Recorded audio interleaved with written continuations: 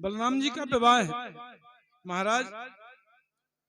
त्रेता युग की है रेवती और आनर तदपति श्रीमान रेवतो रेवती सुताम ब्रह्मणा प्रेरता प्रादात बलायेति पुरोदतम। अब रेवती महारानी है त्रेता की और द्वापर आ गया लेकिन सगाई ब्याह नहीं हुआ। एक युग ब्रह्मा जी के पास पहुंचे, द्वापर आ गया, बोले महाराज इतनी उम्र का तो कोई बालक है नहीं, पर इसका विवाह किसके साथ किया जाए। ब्रह्मा जी कहते हैं भाई उम्र में तो बहुत हो गई है रेवती जी, लेकिन इस युग में द्वापर में कृष्ण बलराम ने अवतार लिया है। बलराम उम्र में तो कम है लेकिन शेष नाग के अवतार हैं, इसलिए बलशाली बहुत हैं। और महाराज ये रेवती का विवाह बलराम जी के साथ में कर दो। और रेवती का विवाह वैदिक रीति के साथ में बलराम जी के साथ हो गया। और महाराज अब बलराम जी महारानी रेवती त्रेता युग की, मानो उस समय ऊंचाई होती होगी 11 फुट और बलराम जी 9 फुट के, 2 फुट तो वे ऊंची और ऊपर, तो हलमूसल से दबा दी थोड़ी बराबर तो हो जाए, लेकिन थोड़ी दबी पर ऊंची नहीं वे तो रेवती महारानी। और अब बलदाऊ जय बलदाऊ सब करते हैं, बलदाऊ जाओ तो जय बलदाऊ की, लेकिन बलदाऊ के घर में चलती किसकी है। भगवान कहते हैं दाऊ अपन वहां चलें घूमने, नेक रुक जा, भाभी से पूछे हमने। वो त्रेतायुग की उनकी बुद्धि बहुत अच्छी है, लंबी समय से है ना। दाऊ दाऊ सब कहें और मैया कहे न कोई, और दाऊ के दरबार में मैया कहे सो होए। जो मैया कहती है होता वही है। ऐसे महाराज अब आती है कथा रुक्मणी महारानी के विवाह की।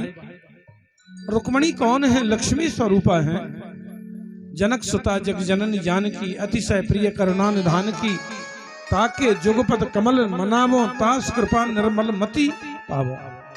संपत्ति होना अलग बात है, मति ठीक होना दूसरी बात है। जिसकी मति ठीक है उसके यहाँ संपत्ति हो ना हो लेकिन उसका बाल बांका नहीं होगा, और जिसकी मति ठीक नहीं है वो कब बर्बाद हो जाए इसका भरोसा मत करना। इसलिए मति, आप जानते हैं लक्ष्मी की पूजा करते हैं अपन दीपावली को, तो विष्णु भगवान की पूजा शायद बिरले लोग करते हो, वैसे करना चाहिए, लेकिन विष्णु भगवान की कोई नहीं करता। पर लक्ष्मी जी के पट में आगे एक तरफ गणेश जी होते हैं, एक तरफ सरस्वती होती है। ये दोनों क्यों होते हैं? ये दोनों बुद्धि की रास हैं, ये बुद्धि देने वाले हैं। तो लक्ष्मी तो आए पर लक्ष्मी पाके अभिमान ना हो जाए, अहंकार ना हो जाए, इसलिए बुद्धि ठीक बनी रहे। इसलिए हे गणेश जी, हे सरस्वती, लक्ष्मी तो आए पर तुम बुद्धि ठीक बना रही हो। जिसकी मति ठीक है उसकी गति ठीक है, जिसकी मति ठीक नहीं है उसकी गति हो ही नहीं सकती। तो महाराज रुक्मणी जब प्रकट होती हैं तो समुद्र से, कमल से, जो जगत की मां है वो किसको मां बना है? माता जानकी वही लक्ष्मी रूपा हुई तो पृथ्वी से प्रकट हो गई। अब वही हो गई रुक्मणी।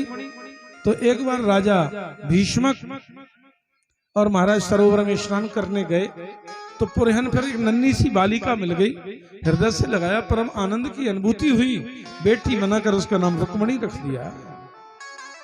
लक्ष्मणी, लक्ष्मी अगर बढ़े तो झुकना चाहिए, सर नीचा होना चाहिए। कोई बेटी के रूप में लक्ष्मी को मानते हैं। बेटी जवान हो तो परिवार की निगाह नीची होने लगती है। बेटी विवाह के योग्य है, इसके लिए योग्य वर मिल जाना चाहिए तो परिवार की निगाह नीची होती है। संपत्ति बढ़े तो हमारा सिर झुक जाना चाहिए।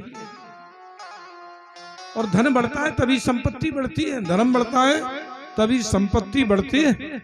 धर्म बढ़े तो धन बढ़े, और धन बढ़ मन बढ़ जाए, और मन बढ़े तो मान बढ़े, बढ़त बढ़त बढ़ जाए।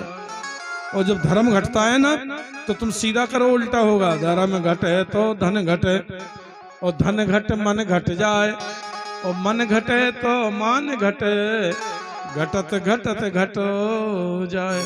अरे ये तो बहुत बड़े आदमी थे, लेकिन साहब अहंकार माटी में मिला देता है, इसलिए जीवन में अभिमान नहीं होना चाहिए। और वो बेटी को लेकर आए तो बेटी लक्ष्मी रूपा है। कोई माँ के रूप में लक्ष्मी को मानता है, कोई बेटी के रूप में, इसलिए लक्ष्मी सदैव आदरणीय है। अब तो महाराज लक्ष्मी जी रुक्मणी का विवाह योग हुई तो इनके 5 भाई हैं। राज्यासीर भीष्मको नामम विदर्भा अदपतिर महान तस्य पंचा भवन पुत्रम कन्यकाम च वरानन। एक बेटी है, 5 बेटे हैं। रुक्मगर, रुक्मरथ, रुक्मबाहु, रुक्मकेशी, रुक्ममाली और रुक्मणी नाम की बहन है। अब नारद जी आए एक बार तो बचपन से ही लगन लग गई रुक्मणी की भगवान कृष्ण में, और रुक्मी भाई अभिमानी था, वो बहन का विवाह शिशुपाल को टीका दे दिया। अब भागवतकार तो नागपुर में बताते हैं कुंडलपुर, लेकिन जब चंदेरी जी है तो कुंडलपुर भी जी। और महाराज शिशुपाल को जब टीका दिया तो रुक्मणी महारानी दुखी रहने लगी। भाभी ने एक दिन देखा रुक्मणी बहुत दुखी है, बोली अगर तुम्हारे मन में सच्चा प्रेम है मुरली वाले से तो एक पत्र भेज दो, अगर हो सकता है वो तुम्हें स्वीकार कर ले, लेकिन ये दुखी रहने की तो कोई बात नहीं है। महारानी रुक्मणी ने एक सुंदर पत्र लिखा और उस पत्र के लिए एक सुदेव नाम के ब्राह्मण को दिया और बोले भैया द्वारका लेकर चले जाओ, ये संदेशा मेरा द्वारका नाथ को देना। रुक्मणी का संदेशा लेकर सुदेव नाम का ब्राह्मण दुर्ग द्वारका के लिए चले, और द्वारका में उस जमाने में ब्राह्मणों का बड़ा मान सम्मान था, आदर सत्कार किया, स्नान कराया, भोजन कराया। फिर पूछा महाराज कहां से आपका स्वागमन हुआ है? बोले एक छोटा सा देश है विदर्भ, वहां के राजा हैं भीष्मक, उनकी बेटी है रुक्मणी, उनका संदेशा लेके आया हूं। बोले रुक्मणी? हाँ। बोले ये उन्होंने पत्र भेजा है आपके लिए। भगवान कहते हैं सुना दो क्या लिखा है पत्र में। उन्होंने कहा महाराज ये आपको पत्र लिखा है। बोले नहीं आप तो सुना दो। अब पत्र किसी को लिखते थे पहले पूज्य पिताजी, पूज्य गुरुदेव, आदरणीय माता जी, संबोधन लिखना पड़ता था। अब सगाई ब्याह तो हुआ नहीं तो पूज्य पतिदेव तो लिख नहीं सकती, लेकिन क्या लिखे? तो उन्होंने लिखा हे भुवन सुंदर, नारद जी की बात झूठी नहीं हो सकती, आप त्रिभुवन में सुंदर, आपसे कोई दूसरा नहीं है, ऐसा नारद जी ने बोला है। लिखती है पत्र में श्रुत्वा गुणान भुवन सुंदर शृणुताम ते निर्विश्य कर्ण विवरे हरतांग तापम रूपम दृशा दृश्मताम अखिलार्थ लाभम तो इष्टाम सत चित्र पत्रपम में। बस नारद जी ने मुझे बता दिया कि आपका योग तो द्वारकानाथ के साथ ही रहेगा, आप उनकी धर्मपत्नी बनेंगी। मैंने बचपन से ही मैंने आप में मन लगा लिया। और महाराज आपके समान कौन हो सकता है दूसरा दुनिया में कोई? कात्वा मुकुंदी महिति कुलशील रूपा विद्या वयो द्रवण धाम आत्मतुल्यम धीराम पति कुलवती न वृणीत कन्या काले नरसंग नर लोक मनोविरामम।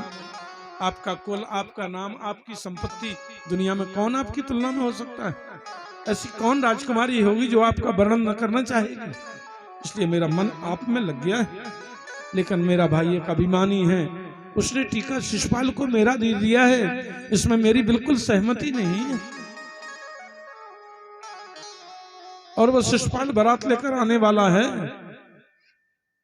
और महाराज अगर मुझ दासी को आप स्वीकार करना चाहें तो हमारे यहाँ कुल परंपरा के अनुसार कुलदेवी की पूजा होती है, अंबिका की। मैं अंबिका का पूजन करने जाऊंगी, वहीं आपका दर्शन हो तो मैं द्वारका आपके साथ चल सकती हूँ।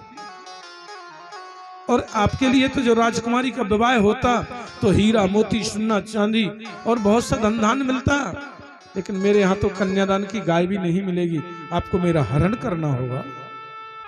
और अगर आप ऐसा नहीं कर सकते और अगर आप नहीं आ सकते तो ये मेरी सुन लेना, आप जरूर, रुक्मणी ने अपने प्राण त्याग दिए हैं पर मैं शिशुपाल को ब्याही नहीं जाऊंगा।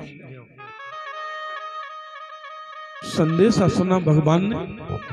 भगवान कहने लगे भैया सुदेव, मैं भी सपना देखता हूँ, सुंदर परम सुंदरी राजकुमारी है जिसके आने से द्वारका की शोभा कई गुनी बढ़ गई है, हो सकता वो रुक्मणी ही हो, इसलिए मैं जरूर रुक्मणी को स्वीकार करूंगा। और महाराज सुबह सुबह तो एक रथ में सैब, सुग्रीव, मेघ, पुष्पक, बलाहक नाम के घोड़े जो हवा से बात करते हैं, ऐसे घोड़ों को रथ में जोतकर कुंडलपुर के लिए प्रस्थान कर दिया। बलराम जी ने बलराम जी ने पूछा लाला कहाँ है? लाला का तो पता ही नहीं। रेवती महारानी कहती है महाराज आपने अपना तो शादी विवाह कर लिया, पर लाला की तो आप चर्चा ही नहीं करते। जब तुम चर्चा नहीं करते तो लाला की कोई सगाई वाला आया होगा और चला गया होगा। बोले क्या बोलती हैं आप? बोले हाँ मुझे पता है, एक सुदेव ब्राह्मण कुंडलपुर से आया था और रुक्मणी रुक्मणी की बात कर रहा था, तो महाराज वो मैंने सुन लिया। बलराम जी को पता था वहां तो हमारे सभी विरोधी राजा आएंगे और वहां तो बगैर युद्ध के ये संभव हो ही नहीं सकता। बलराम जी सेना सजाकर पीछे से चल दिए कुंडलपुर के लिए। और महाराज इधर शिशुपाल बारात लेकर आ गया है कुंडलपुर में, चारों तरफ सेना बारात आ गई है। बड़े बड़े प्रतापी राजा जो भगवान कृष्ण बलराम के विरोधी, उस जमाने में भी भगवान का विरोध करने वाले थे, विरोधी राजा जरासंध, दंतवक्र, दमघोष, शिशुपाल, ये विरोधी राजा सब बारात लेकर के आ गए। रुक्मणी ने देखा सुदेव अब द्वारका 700 कोस है, यहाँ से इतने जल्दी कैसे आ सकता है, और ये तो बारात ही आ गई है, इसलिए मैं अपने प्राण त्यागूंगी। माता से कहा माँ अगर मैं ब्याही जाऊंगी तो द्वारका जाऊंगी, नहीं तो मैंने मन बना लिया मैं अपने प्राण त्यागूंगी, और मरने के बाद में भी मेरे शरीर को ये शिशुपाल छू नहीं सकता। और शिशुपाल कौन था? भगवान की भुआ का बेटा। अब तो महाराज महारानी रुक्मणी बहुत दुखी है, और मैया का मैंने मैया अंबिका तेरी बड़ी मन से पूजा की है, द्वारका नाथ ही मेरे पति बने। कात्यानी महामाई तोम योगन अधीश्वरी, नंद गोप सुतम पति में कुरते नमः। नंद का कुमार मेरा पति बने, यही तो मैंने भजन किया है। लेकिन मुझे लगता है माता मेरी सेवा से आप मुझसे प्रसन्न नहीं हो, मुझसे गणेश भी भोलेनाथ भी प्रसन्न नहीं है। अगर ये सब प्रसन्न होते तो बारात के पहले द्वारका नाथ आ गए होते।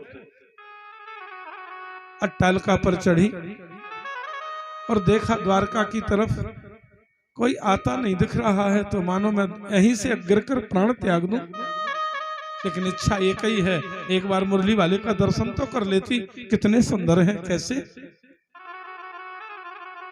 मोह लागी लगन तेरे दर्शन की, मोह लागी लगन तेरे दर्शन की, मोह लागी लगन तेरे दर्शन की, मोह लागी लगन तेरे दर्शन की, मोह लागी लगन तेरे दर्शन की, मोह लागी लगन तेरे दर्शन की। अरे मोह लागी लगन तेरे दर्शन की, मोह लागी लगन तेरे दर्शन।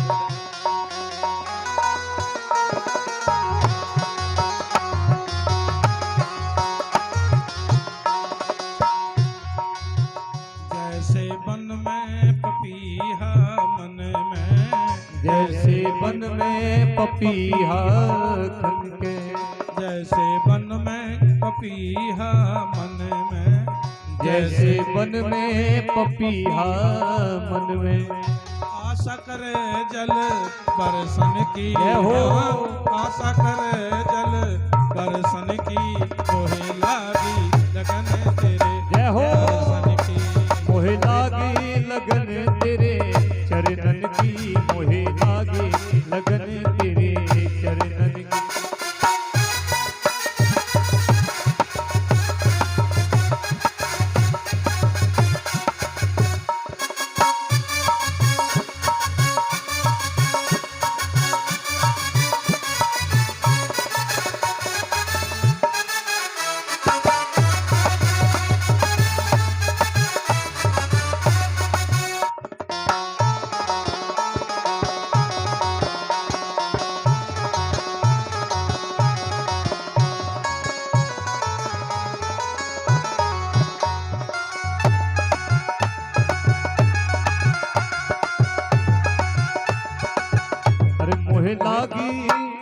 मोहे लागी लगन हरी चरणन की, मोहे लागी लगन हरी।